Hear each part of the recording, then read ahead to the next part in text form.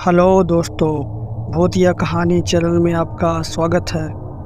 अगर भूत प्रेत चुड़ैलों की रियल हॉरर स्टोरी सुनना पसंद है तो जल्दी से मेरे चैनल को सब्सक्राइब करें। अब शुरू करते हैं आज की कहानी।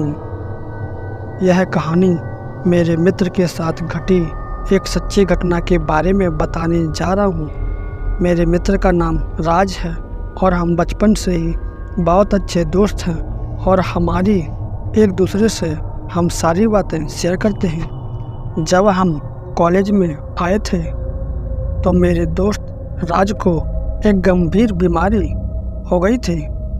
इस बीमारी का नाम था प्रेम रोग। राज को शर्मिली नाम की लड़की से प्रेम हुआ। मुझे नहीं लगता था कि वो लड़की जरा भी शर्माती थी। वो दोनों हमेशा कॉल पे कभी 1 घंटा कभी 1.5 घंटा, हद तो तब हो जाती है जब दोनों में लड़ाई हो जाती है। और शर्मिली बोलती थी कि तुमने उस लड़की को क्यों देखा? तो राज मेरे पास फ़ोन करता है और बोलता है, देख भाई, तेरी भाभी क्या बोल रही है। मैंने समय देखा तो करीब 2:30 बज रहे थे। तो मैंने पहले तो राज को पूरे दम भर गिराया, लेकिन था तो दोस्त। फिर मैंने शर्मिली को बोला कि हम लड़की को नहीं, लड़की के ऊपर जो बोर्ड था उसे देख रहे थे। राज ने कसम बसम खाई तो जाके शर्मिली उसकी बात मानी और मैंने चैन से सोया। मुझे तो ये लड़कियों के नखरे गजब लगते हैं। एक दिन मेरे पास राज का फ़ोन आया। राज बोला, अरे भाई, तेरे भाई की शादी फिक्स हो गई है, अब तो मज़े ही मज़े हैं। मैं बोला, तू शायद जानता नहीं है कि शादी एक ऐसा जख्म है जो लगने से पहले हल्दी लगाई जाती है। राज बोला, तुझे बताने के लिए फ़ोन किया था, ज्ञान नहीं मांगा।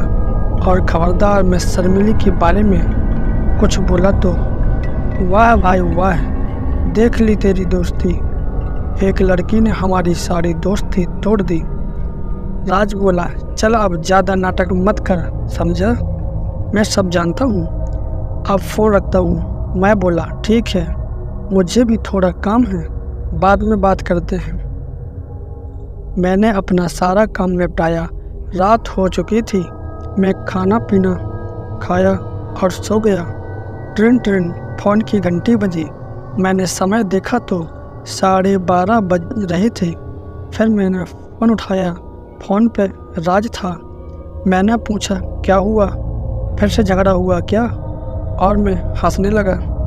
राज बोला, सुन दोस्त, आज मैंने शर्मिली को फ़ोन किया तो वो कुछ अलग लग रही थी। उसकी आवाज़ कुछ बदली लग रही थी और वो मुझे गरिया रही थी।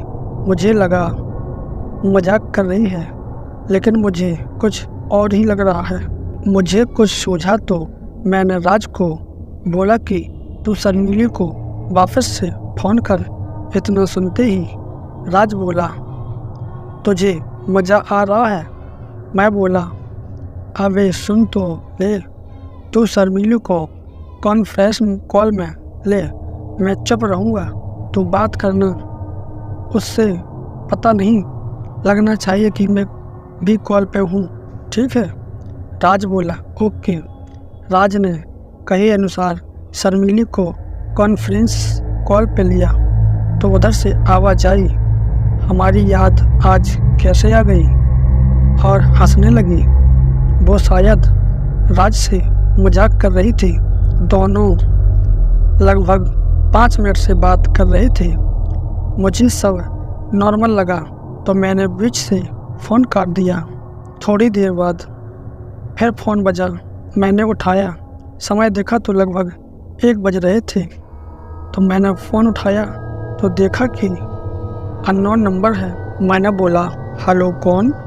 अननोन नंबर से आवाज़ आई, क्या बे, बहुत दिमाग दे रहा है, दूसरों कॉन्फ्रेंस पे था तो तुझे क्या लगा मुझे पता नहीं चलेगा? अगर अगली बार चालाकी की ना तो तुझे छोड़ो नहीं। इतना कह के फ़ोन कट गया। मेरे तो शरीर से पसीने की बौछार निकल रही थी। मैं सोच में पड़ गया कि कौन है, क्योंकि ये बात कॉन्फ्रेंस कॉल पे था। ये तो सिर्फ राज को ही पता थी। तो ये क्या राज था? नहीं, ये राज नहीं हो सकता, क्योंकि अगर राज होता तो बाद में बता देता कि वो मजाक कर रहा है। मैंने जो आवाज़ सुनी वो ऐसा लग रहा था कि कहीं ना कहीं तो सुनी है। तब अचानक ही दिमाग में बिजली की करंट सी दौड़ी।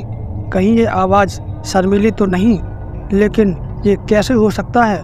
जो आवाज़ मैंने सुनी वो एक आदमी और एक औरत की मिक्स आवाज़ थी, जैसे एक शरीर में दो आत्मा है। मैंने ये बात को साइड में किया और गायत्री मंत्र का जाप करने लगा, और पता नहीं कब नींद ने मुझे अपनी आगोश में ले लिया। सुबह आँख खुली तो मैंने देखा 8 बज चुके थे। मैं इतना देर तक कभी नहीं सोता। मैंने मोबाइल देखा तो स्विच ऑफ पड़ा था, तो मैंने फ़ोन को चार्ज में लगाया। जैसे ही मोबाइल स्विच ऑन हुआ तो मैंने देखा राज के काम से 12 मिस कॉल आए थे। मैंने उससे कॉल बैक किया। हेलो राज, क्या हुआ? इतनी सारे मिस कॉल? राज बोला, शर्मिली। तब तक फ़ोन स्विच ऑफ हो गया। अरे यार, फ़ोन को अभी ही स्विच ऑफ होना था। राज परेशान लग रहा था। वो शर्मिली के बारे में कुछ बोल रहा था। तब अचानक फ़ोन में कुछ मैसेज आया। शायद फ़ोन खुल गया। मैसेज राज का था। उसमें लिखा था कि शर्मिली की तबीयत बहुत ख़राब है, हम लोग हॉस्पिटल में हैं, तो जल्दी आ जा भाई। मैंने फटाफट बाइक निकाली और हॉस्पिटल चल पड़ा। 5 मिनट में हॉस्पिटल पहुंच गया।